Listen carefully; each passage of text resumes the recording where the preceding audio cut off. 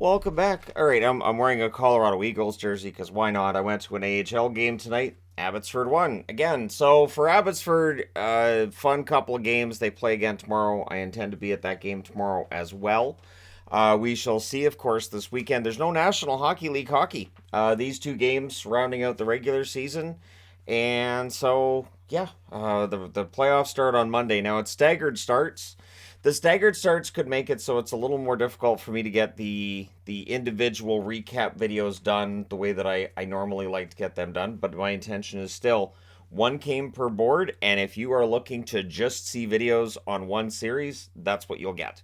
It won't be the same as these boards here. So if you haven't been here for playoffs, that's how I do it. Each series gets its own videos for every single game, and the first round can get a little bit tough, but yeah, no, I'll get it done. It's way easier still than the 16, 15, 14 game nights. So, starting off with Buffalo and Columbus from tonight. So it was Levi versus Gillies. I think with Devin Levi, I think he's shown that he's probably going to be the starter for Buffalo next year. And 34 seconds in, he allows the first goal. It's Gaudreau from Bernie and Boquist. So Gaudreau gets a goal there. Buries a rebound to get it. Jackets look for another. We then get a power play for Buffalo. Darlene fires one wide. That's cleared out. The Sabres set up late in that power play. That's killed off. Jackets press briefly. They're kept to the outside. Darlene has a net drive. That's saved. McCowan fires one high from the slot. Then shots are 7-3 for Buffalo, 7 minutes into the game. Sabres press at 8.5 minutes. What I liked with this was, even though Buffalo's behind, didn't change their game at all. They still played well. Tuck has a rush chance that saved. Levi covers one with Foodie on the doorstep, which almost sounds like Hootie and the Blowfish. I have no idea why I said it like that. Anyways, Sabres press with 9 minutes left. Corrales denied. Levi holds on there. Labushkin fires one high. There's more Sabres pressure. Olofsson can't bury one in close, and Cousins to Quinn near miss. So after the first period, it's 1-0 for the Columbus Blue Jackets. But again, Buffalo, not deterred, not at all. Second period, Bernie's denied. The rebound's cleared. The Sabres press. Stillman has a shot that's held. Middlestad with a net drive. That's held as well. The shots are 4 apiece at 4.5 minutes. We get a power play for Columbus. This is where it's announced by Rob Ray that Yoki Haru, who suffered a lower body injury, wouldn't return. So his season ends early. Then we have Svozil has a chance that's held. Power play's killed off, and then Cousins goes the other way. He's denied on a rush. Tuck has a net feed that's picked off, and then Skinner buries it on a rush, his 35th of the season, from Middlestad at 8:36. Columbus presses at the half, but they would allow another. Olofsson scores from Cousins and Clegg to give Buffalo the lead at 12:35, buried from the slot on a one faceoff. Paterka then couldn't bury one as the Sabres look for another, but at 14:01 they get it anyways, and it's another faceoff win. It's Tuck from Skinner. So Tuck, I think that's his 36th. Skinner with another point. Skinner had a really good year. But before the period's out at 18:24, Columbus gets a goal from Angle. I don't think he's related to Kurt Angle, but still, hope his music plays when he scores. Peak and Bayruth are with the assists, and so that makes it 3-2 in favor of Buffalo after two. Third period, Buffalo would score a couple more times. Middlestad scores from Skinner at 4:03, and it's funny because I looked up Middlestad's numbers. I'm like, he has to be good this year. Yeah, roughly 60 points. That's not bad. And then Krebs scores at 17:27. Your final score in this one's 5-2 for Buffalo. They go to 42, 33, and 7. So 91 points to round out the season for Buffalo. Impressive season, honestly, and I mean that. I think that Buffalo, this is a step forward, and if they make the right moves in the offseason, if they get a really good goaltender, whether Luukkonen's the guy or whatever they decide to do next year to play with Levi, they're in good shape.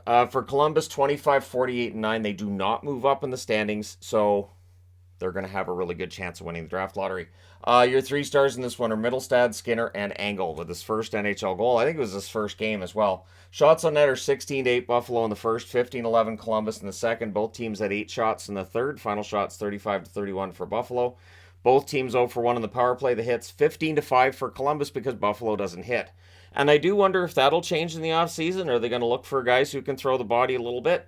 Levi saves 29 out of 31. Gillies, 24 saves on 27 shots. Hutchinson takes over in the third, saves 7 out of 8. So definitely goaltending, something that Columbus will be looking at in the offseason. And yeah, Columbus has a lot of work to do. But again, as I've been saying, I do videos on the teams that missed the playoffs. And I want to do that different this year. So for the whole people who may not like the cookie cutter way I did it before. I'm kind of right there with you. I'd like to do it a little bit different this year, where every team's look at their season that was and they didn't make the playoffs. All those videos should be really, really different. All right, next up, Colorado. So the final regular season game to be recapped is Colorado and Nashville. Colorado Avalanche win the division, so Yvonne's happy. She wanted Minnesota to play Dallas rather than Colorado. As a Dallas fan, I can't argue with her. I kind of wanted to see Dallas against Seattle rather than Minnesota because I fear Marc-Andre Fleury on some level. But anyways, so it's Georgiev versus Lankinen in this one, and 28 seconds in, Colorado scores. It's Taves from McKinnon and Rodriguez. That's buried from the point. It's a first shot. It's through a screen, and oh boy. Shots are 2-1 Avs at 2.5 minutes, and at 3:20, McKinnon decides, well, I'll do it, and he goes beast mode, and he scores his 40th of the season from from himself, from Taves and Rantanen. And that was the third shot on net. Avs press for another. In fact, the shots are 8-1 for Colorado 5 minutes in. Very one-sided, but then Nashville scores. It's Sherwood at 5:42. Kiefer Sherwood's had a really good run lately for Nashville. He wires that one top corner during a brief press where Colorado tries to clear it, and Sherwood says no, and he buries it. Avs press to respond. Rantanen has a blast that's held. The Avs get a power play. Back-to-back clears by Nashville. That's killed off. The Avs, though, they press after. Nieto has a rush chance that's saved. Nichushkin hits the side of the net during a press for Colorado. And then McKinnon scores his second of the period from Girard at 13-14. And he just splits the defense like butter. And he goes right through and he buries it through the goaltender and McKinnon. Beast mode. Really, if you're a Seattle fan, I think McKinnon's going to be tough to control in that first round.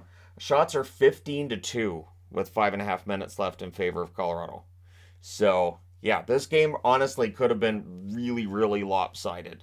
This could have been 6 or 7-1 after the first period. Avs go back to the power play. That was killed off. One shot on that one. Avs press, though, after it ends. Then there's a press by Nashville with a minute and a half left, and they would press to close it. But they only have 4 shots after the first period, and Colorado has 3 goals.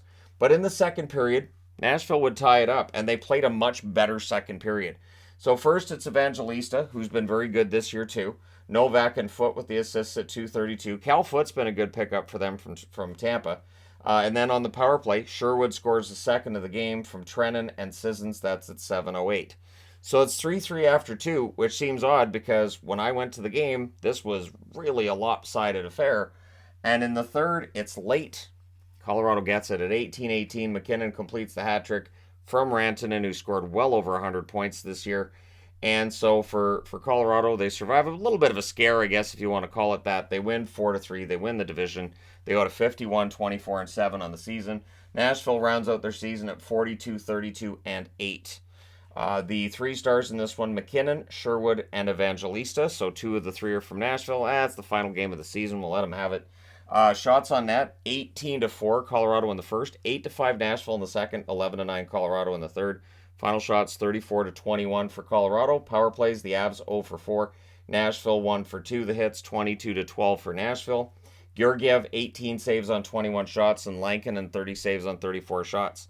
So Nashville's season's done, and as I said, Nashville, Columbus, Buffalo, 3 of the teams that played today.